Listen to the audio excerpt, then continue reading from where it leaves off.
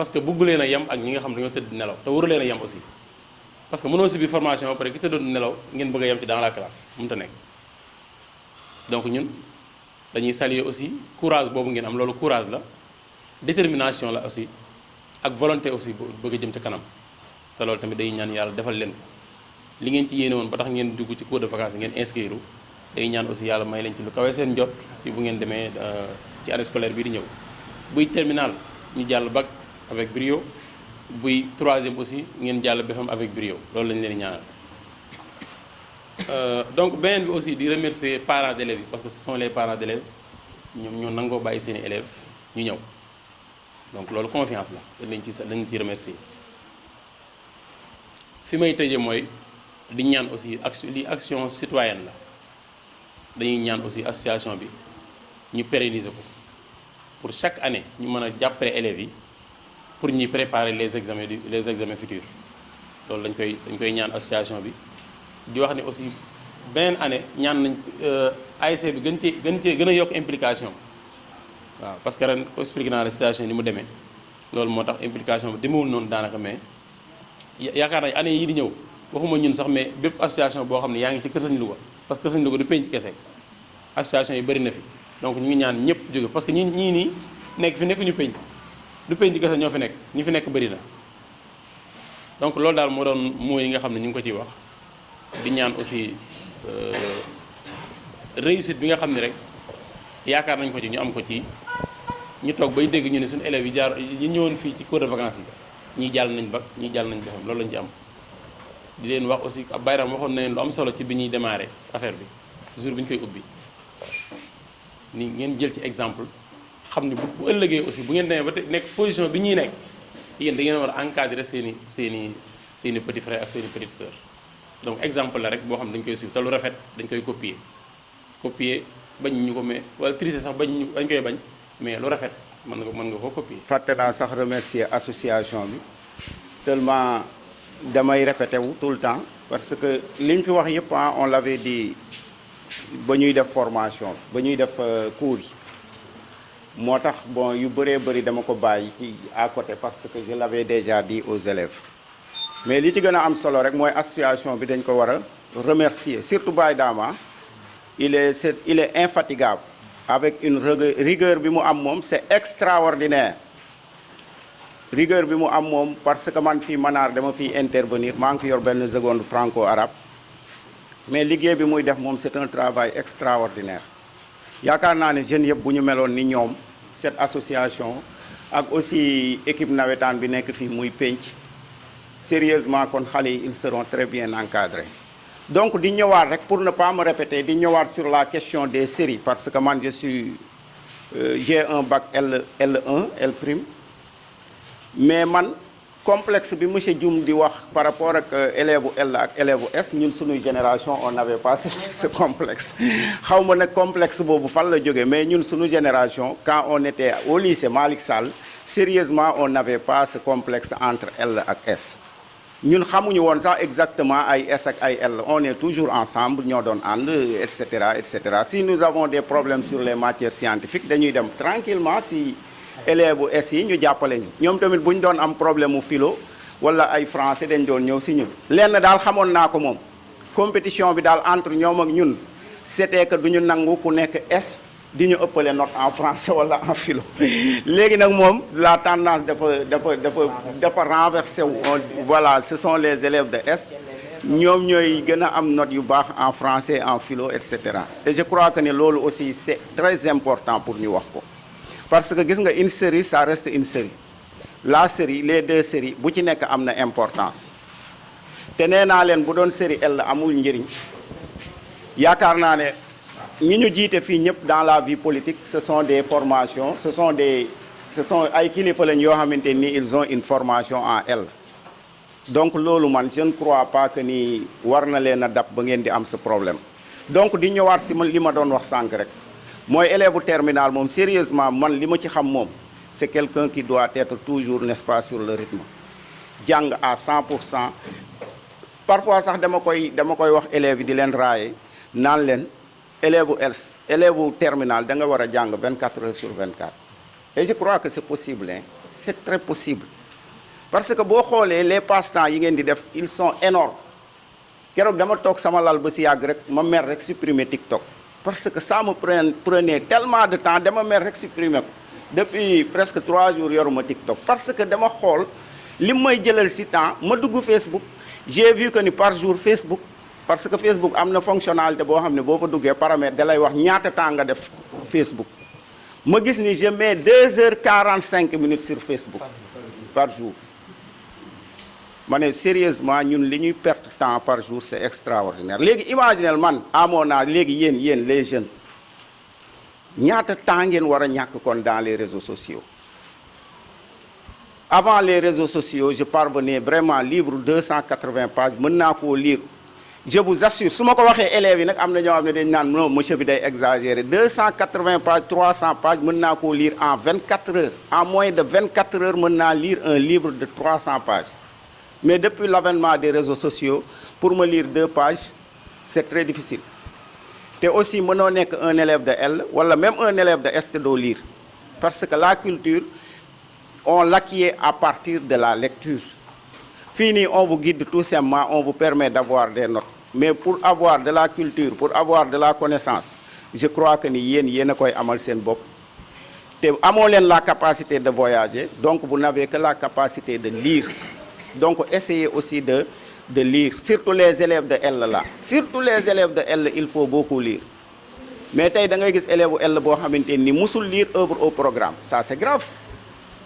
ça c'est grave il y a des élèves ils ne savent même pas les livres au programme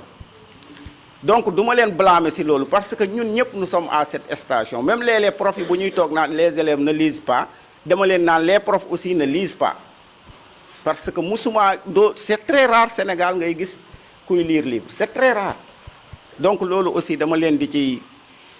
waxaale pour ngeen gën see góorgóorlu parce que lii yëpp aussi répétition la je l'avais dit tout au long n'est-ce pas des cours je vous encourage encore di remercier encore Baye Dame merci. pour wax leen concours ak examen yi am ci année scolaire bi mais avant loolu damay def benn rappel bu gaaw ci kii bu ñu defoon boo xoolee yaa de cela 2 semaines woowoon nañ leen fi ñun dafa am ci ñun koo xam ne mooy responsable ku bëgg a déposer campus France wala Parcoursup ku bëgg préinscription moom moo la koy wutal gratuitement parce que boo xoolee fii dañuy fay lu tolloog 100 à 150 000 mais ñun suñu association bi dañ koy def gratuite dañ leen accompagner former waale leen ci aussi pour ñu mën déposer année prochaine bu ñu amee koo xam ne seen mbokk la wala seen xarit ñu mën ko déposer defoon nañ ko fi yaatu cela 2 semaines woowoon nañ ci élèves yëpp mais malheureusement ñi ci participer bariwul 4 élèves ci S bi 16 élèves ci terminal L bi léegi ñooñu rek la ñuy waxaat ne leen di leen ko rappeler mooy bu dee campus France 1er octobre normalement la war a ubbi ku bëgg a déposer normalement heure boobu nga war a créer sa compte expliqué woon nañ leen lépp 1er octobre ba 15 décembre de chaque année génnagul pour wax date bii lay commencer wala mais en général 1er octobre la daan ibbi ba 15 décembre fin décembre la 15 décembre la ñuy arrêté quoi ñu ngi leen di répondre fin avril en général université yi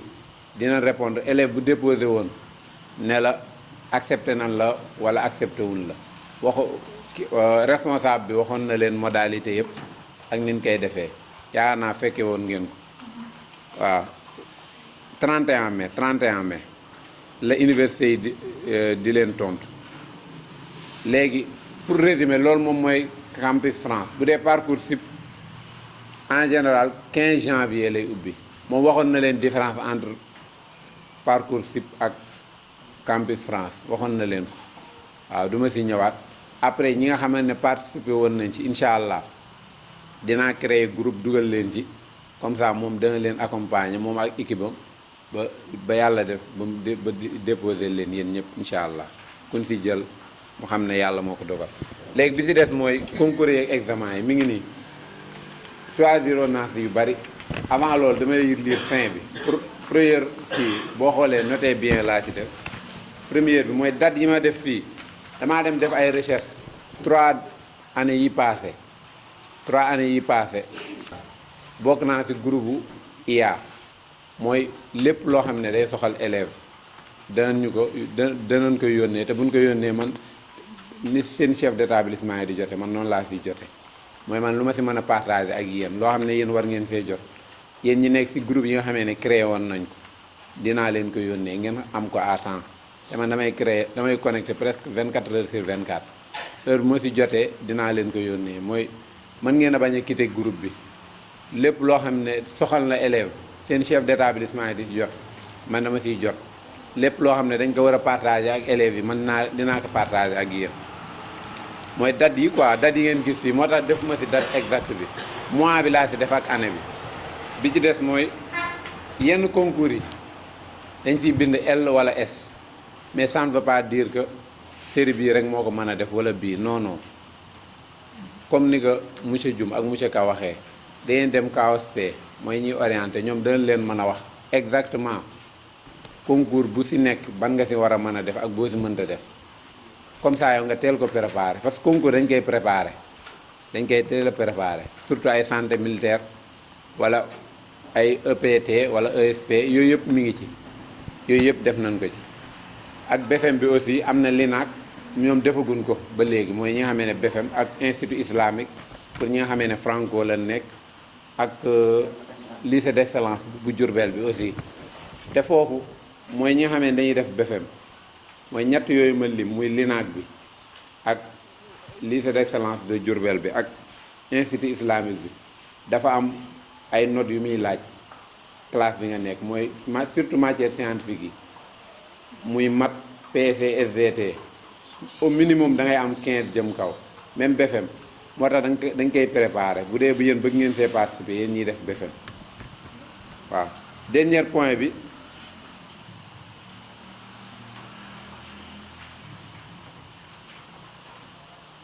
waaw mooy li ma doon wax rek mooy calendrier bi en général mois de janvier lañ koy ubbi lañ koy partager mooy tout le temps da ngeen war a nekk vigilant comme ça heure bu wàccee ngeen mën ci jot xam yan dates yi exact yi ngeen préparé ko waaw jox naa ko ci ku ci nekk pour mu lire ko bu ci amee ay question wala yu mel noonu après mën na ma ko laaj.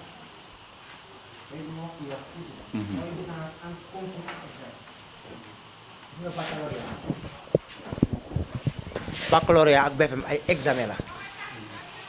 on demande une moyenne. Tu as une moyenne de 10, tu passes. Tu as au-delà de 10, tu passes. Tu as une note moyenne inférieure à 10, tu es recalé. Le examen là. BFM aussi, c'est la même chose. Concours, tu peux avoir 16 sur 20 et être recalé. Concours, on prend les meilleurs. Par exemple, sur 100 candidats, on n'a besoin que de 10. On prend les 10 meilleures notes.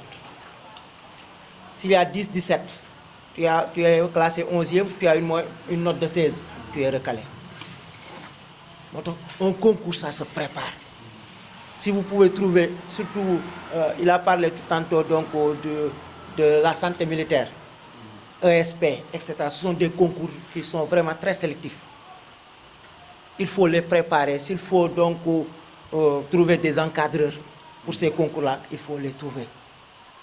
Parce que, voilà, c'est un très bon concours. Pour que yalla mom bo yalla mën la sutural dimbali la ba nga am liggéey bu baax inshallah rabbi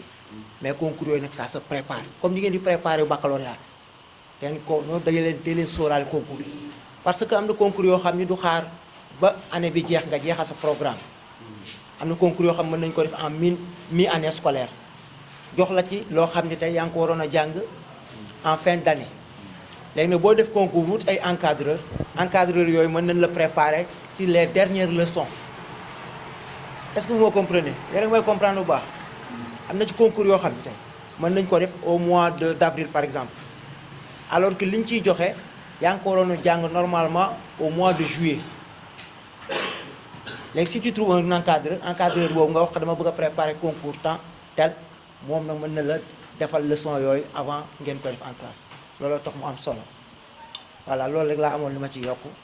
di jéggaluwaat encore une fois di léegi ci am na concours yoo xam ne pour formation professionnelle la 2 ans après nga dem liggéey wala bu la neexee nga demaat université pour continuer bari na ci quoi waaw. léegi fi ñuy terminer waxtaan bi mooy association bi mooy ñi nga xamee ne ñoom ñoo organiser cours de vacances yi cours de vacances gratuits yi association bi ñu ngi ko créé en 2019 ay sénégalais yu dëkk Louga ñenn ñi ñi ngi fii Sénégal mooy comme ñun ñii ñenn ñi ñi ngi France comme yéen lañu woon ay élèves lañu woon pare jàng dem France gis ne aussi war nañ mën a jariñ Louga dara ñuy créer entre ñun ak ñoom association bi di cotiser chaque mois mooy ku ko man koo xam ne mi ngi liggéey parce que ñun agent ñi ci ëpp ñi ngi liggéey mais du force ñooy cotiser chaque mois di dajale di xool lan lañ ci war a mën a def pour dëkk bi bu ñu xoolee ne suñ doole attanu ko ñu soog a dem xool ku ci nekk sa mbokk wala sa xarit bu la jege nga laaj ko mu jox la presque bu ngeen xoolee cours de vacances yi def nañ ci lu jege 400000 loo xam ne association bi ak ay partenaires am mooy suñ ay mbokk ak suñ ay xarit ñun ñoo ko dajale pour defal leen ay cours gratuits avant loolu am nañ ay yeneen activités yu ñu jot a def parce que ñun dañuy yëngu ci santé dañuy yëngu ci éducation dañuy yëngu ci environnement ak social boo xoolee jamonoy Covid bi dafa tombé woon dañoo commencé rek 2019 tuuti naroon a organiser journée médicale far Covid bi ñëw fekk dajale woon nañ lu mat 500 à 600000 ñu jël ko jënd ko ay masques ak mooy gel yi ngeen daan gis ak paan yi raxasoog yooyu dem distribuer ko ci ay daara ak defar ci lu mat 1000 xam nga 2000 masques doon ko séddale ci marché yeeg yooyu. bu dee ci côté éducation am nañ 3 éditions bu ngeen xoolee def nañ ko ci lu tolloog 200 et quelques élèves yoo xam ne 240 élèves bu ngeen xoolee 3 éditions yi ñu def 240 élèves yoo xam ne ñun ñoo leen jox li ñuy jàngee mooy kit scolaire sac cahier bic ak matériel géométrie yooyu yëpp ñun ñoo leen ko jox. dañuy dem xool école boo xam ne am na ay élèves yoo xam ne seen ay parents seen loxo jotu seen ginnaaw te bu gis nañ ne bëgg nañ jàng ñu jàppale leen jox leen ko ba pare continuer di leen suivre defagum nañ ko 3 éditions mais après Sénégal événement yi fi amoon association bi dafa xawoon na arrêté ay activités am looloo tax depuis 2022 xam nga 2023 defuñu ko ren lañ ko nar a commencé te ren incha allah ñu ngi préparé pour joxe lu ma 200 kits yoo xam ne dañuy dem xool école boo xam ne am na élèves yu mel noonu ñoo xam ne seen ay parents seen am demewul noonu ñu jox leen ko. bu dee ci côté environnement bu ngeen xoolee école bi nii mu melu woon nii ñun association bi ñoo ne woon dañuy comme que ñun ñii ci école bi la nekk ñu ne dañuy essayer reboiser def ci reboisement ba pare toppatoo ko xool nu muy mel bu ngeen yaa de cela 4 ans parce que lii 3 ans la yaa de cela 4 ans ku ñëwoon ci école bi di nga xam ne melu woon nii association bi moo jël xaalis def ko fi jënd ci ay gabion ak ay garab en partenariat avec Eaux et Forêts ñu may ñu ay garab bu ngeen xoolee li wër école bi yëpp association bi moom moo ko def te bëggoon nañ kaa def ren IEF ak yeneeni école mais dafa fekk ne bi ñu demee IEF école yi ñu ko bëggoon a def IEF danañu mairie bi dafa tëj ndox mi quoi dañoo am quelques problèmes ak mairie bi te bëgguñu dem di jëmbat garab foo xam ne kenn du ko arrosé wala kenn du ko toppatoo loolu tax xam naa dañ koy bàyyi ba peut-être ci milieu année scolaire ci gàttal daal loolu ak kii formation professionnelle yaa de cela aussi 2023 en partenariat avec GIZ mayoon nañu ay formation ci wàllu aviculture yar ginaar ñu yóbbu ko mairie de Ñomre tànn fa lu mat une vingtaine de participants et participantes ñu former leen ci wàllu nan la ñuy yaree ginaar ñu former ba pare ñu jox leen ay diplôme ak ay kit ba instant bi macha allah ñoom ñi gis nañ ci seen bopp ci gàttal loolooy association bi en résumé pour wan ne ñun ñi comme yéen lañu woon mooy lii ñu leen defal jàpp leen ne bor la boo xam ne yéen da ngeen kaa war a delloo mën naa nekk tey mën naa nekk suba bu ngeen jàngee ba pare wala ba instant bi parce que première édition bi maa ngi rappelé wu bi ñu ko defee dañoo toog 2 mois xam nga 1 mois ñu doon organiser kit scolaire mais bi ñu koy def ñi ngi ko defee centre culturel mais élèves yi nga xamee ne ñoom ñoo nekkoon ci cours de vacances yi ñoom ñoo jàppale woon ci organisation bi ba macha allah ñu def organisation bu mucc ayib yéen loolu la ñuy xaar ci yéen mooy ngeen pare pour ëllëg ngeen servir dëkk bi mooy Louga bii ngeen dëkk ngeen servir ko wala Sénégal de manière générale mooy ngeen xam ne yéen da ngeen a yoreel dëkk bi bor da ngeen a yoreel Sénégal bor mooy da ngeen a war a ñëw di def ngir yàlla mooy du ngeen ci seenu dara da ngeen gis ne lii ngeen di def daa am ñu muy jariñ te ñooñu mënuñu ko ngeen leen ciy jariñ loolu moom mooy njariñ mooy tànk ay association bi loolu lay liggéey waaw en résumé daal loolu lan ne woon danañ leen ko wax ci association bi ak képp koo xamee ne yow bëgg ngaa adhéré ci association bi ñun ubbi nañ suñuy porte man boo ma contacté dinaa la jox règlement intérieur bi nga lire ko bu la convaincre nga ñëw ñu jox la feuille bi ngay adhéré nga adhéré bu dee élève ak yooyu laaj ñu la dara laaj ñu la cotisation laaj ñu la dara mooy bu ñu amee benn activité wala am nga benn xalaat boo xam ne mën nga ñu kaa jox wala comme lii ñu leen defal nii bu ngeen demee seen école yi ngeen wax leen déwén année incha allah bëgg nañ kaa defaat cours de vacances ngeen sensibiliser leen ñu participer. et aussi élèves yi nga xamee ne dañoo bàyyi bu ngeen xoolee 110 élèves ñoo fi nekkoon te li fi nekk nii yaakaar naa matul 50 mooy ñu ci bari bàyyi nan en cours de route ñi ci des aussi waxoon nañ leen tey ñu ñëw ñëwuñu loolu lépp yéen war ngeen leen mën a sensibiliser après ba bu ëllëgatee loolu du am ak aussi ku ci bëgg a participer aussi bu année prochaine incha allah mu xam ne même période bi lay am loolu lan ne woon tey dañ leen fi dajale waxtaan ci ak yéen di leen sant bu baax di leen gërëm. c'est-à-dire que cours de vacances yi bon comme association la bon proposition moom du ambitieuse bu ngeen ko mënee rek ngeen di ko def mooy au cours de l'année scolaire pour que cours de vacances bi am suivi est-ce que mënoo leen woon aussi di organiser des cours de renforcement chaque semaine par exemple 2 heures de temps surtout élèves yi nga xamante nii dañoo faible ils ne tiennent pas la route ils n'ont pas les moyens de faire des renforcements affaires yooyu loolu aussi bëggoon naa nga jël ko nag mooy élèves yi nga xamante nii mënuñoo def parce que léegi gis nañ ne élèves yi di def renforcement dañuy am plus boo xam ne ñi deful renforcement parce que renforcement tey dafa am importance parce que classe yi day pléthorique kii nekk lycée ngi di la xam na ci dara classe yi day pléthorique en plus aussi le prof est acculé par les phares mooy les standards prof bi day jàll parce que moom xam na ne cours bu mu ci deful élèves yi bu ñu ñëwee devoir wala composition dañ naan defuñu voilà les évaluations standardisées de telle sorte que moo tax léegi programme bi booy day am ñoo xam ne il traîne te am na ñoo xam ne ñoom bu ñu traîner rek quelque temps rek après ñoom dañuy relâché wu donc moo tax renforcement léegi élèves yëpp ay def renforcement mais il y a des élèves yoo xam ne ils n'ont pas les moyens de faire des renforcements parce que les renforcements sont chers léegi nag loolu c'est une proposition bu ngeen mënoon a accompagner booy yi à partir du mois de janvier février mars avril mai ba juin fin juin ñu leen di defaral pour L ñu defaral leen philo peut-être ak français pour les S ñu defaral leen peut-être maths ak PC ou SVT je sais pas donc c'était une proposition. Dernière information mooy dañuy waaj a lancer mooy dañoo bëgg a waxtaan ak ñi nga xam ne Louga lañ nekk am ay société nga xam ne ku ci jàng ba pare ba soxla stage ñu association bi mën nañ la ko wutal parce que boo xoolee léegi instant bi Sénégal wër stage rek dafa jafe.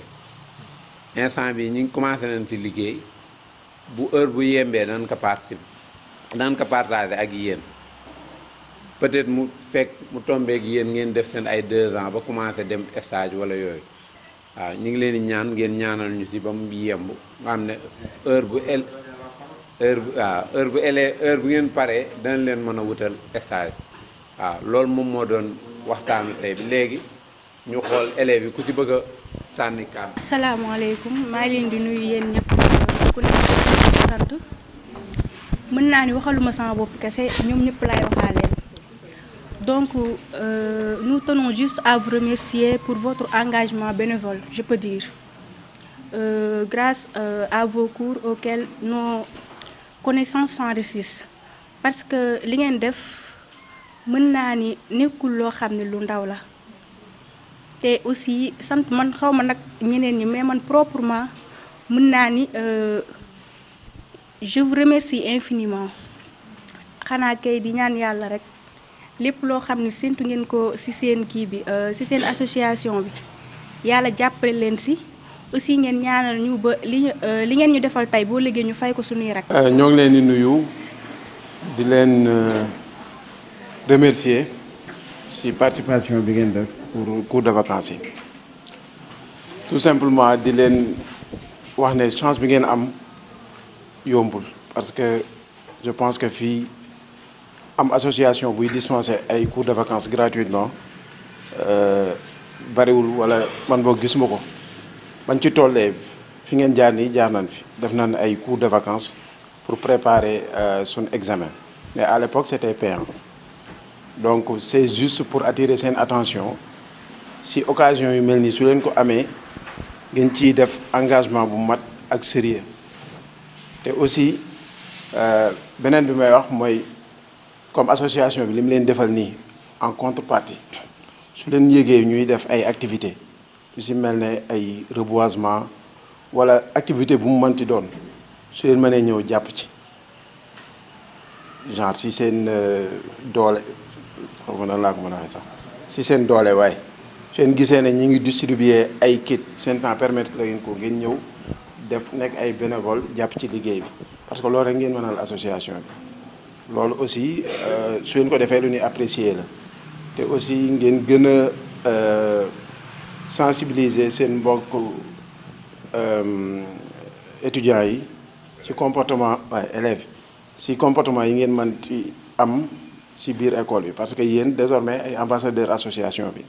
ci comportement bi ngeen di am ci biir école bi dafa war a refléter image bu rafet donc loolu laa amoon ci kàddu yu ma ci sànni di leen ñaanal ci examen yi ngeen jëm une réussite totale ba ambition yi ngeen am ci seen étude yàlla may leen ko di leen gën a encourager ngeen gën a góor